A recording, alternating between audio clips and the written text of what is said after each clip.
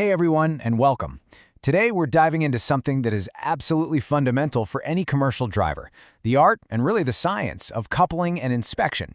You know, if you get this part right, you're setting yourself up for a safe trip. But if you get it wrong, well, let's just say nothing else you do on the road is going to matter. Let's get right into it. So let me start by asking you a question. What do you think is the most dangerous part of driving a big rig? Is it merging onto a busy highway?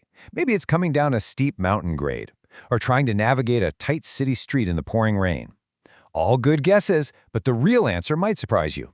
Because, you see, the most critical moments for your safety and for everyone else's on the road happen right there in the yard. It happens before you even turn the key. That pre-trip setup, that coupling, that inspection, that is where a safe journey is born. If you mess that up, the trip is compromised from the start. So let's talk about what I like to call the non-negotiable connection. That moment you hook the tractor to the trailer isn't just some routine task. It's a moment where your precision, right at the start, is going to define how safe that entire trip is. And really, it all boils down to this one, single, powerful truth from the driver's manual. This is the bedrock of everything we're about to talk about. You must have air all the way to the back for all the brakes to work. If you don't have that, you don't have a safe vehicle. It is truly that simple. So the big question is, how do you make sure you get it right every single time? Well, that's where mastering the coupling process comes in. So let's walk through this step by step to make sure we're getting a secure connection with absolutely zero guesswork. All right, first things first. Step 1, you're going to inspect that fifth wheel. Get a good look at it. Are there any cracked or damaged parts? And super important, are the locking jaws open, ready to receive the kingpin?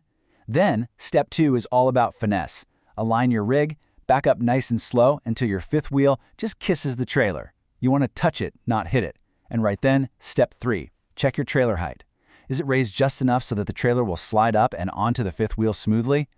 And this is a perfect picture of what we're talking about. On the left, that's the goal, a correct coupling. See how there's no space at all between the upper and lower fifth wheel? It's a solid, flush, secure lock.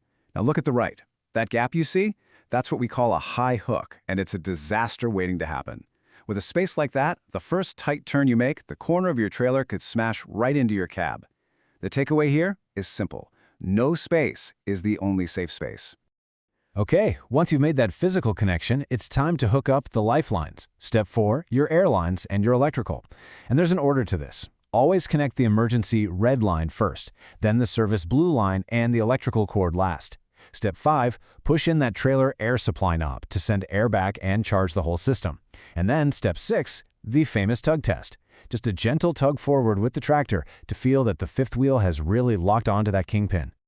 Now, that little red knob you just pushed in, that's your trailer air supply control, and it's connected to something called the tractor protection valve. The best way to think of this is as a security guard for your tractor's air system. If the air pressure ever drops to a dangerously low level, usually somewhere between 20 and 45 psi, this valve will automatically pop out, which stops air from escaping the tractor. It's a critical failsafe that makes sure you can always brake the tractor no matter what. But hey, that tug test isn't enough. Step 7 is a step you can never skip. Get out of the cab. I don't care if it's raining or cold, get out, get low, and use a flashlight if you need to. You need to put your eyes on the back of that fifth wheel and visually confirm that those locking jaws are wrapped securely around the shank of that kingpin. Once you've seen it with your own 2 eyes, and only then, you can move to step 8. Raise the landing gear all the way up and make sure you secure that handle. So you're coupled. Awesome. But are you ready to roll? Nope, not yet. Now we get to the phase I call inspect, test, and trust. This is where you verify everything you've just done with a full, comprehensive 7-step inspection. And the magic number here is 7. A proper walk-around inspection has 7 steps. And look, this isn't just some suggestion or a good idea for when you have extra time. This is the professional habit that builds trust in your equipment and, frankly, keeps you and everyone else safe out there. So what are we looking at during this walk-around? It's the whole shebang. You're checking all your tires and wheels. You're making sure all your lights and reflectors are clean and working. You're looking at your brake components. You're giving that fifth wheel connection another good look. You're confirming that the landing gear is all the way up.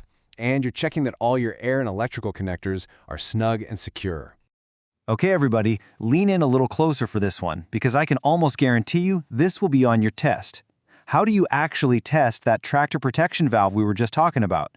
This is so important because this test confirms that your tractor can still stop safely, even in a worst-case scenario where the trailer breaks away.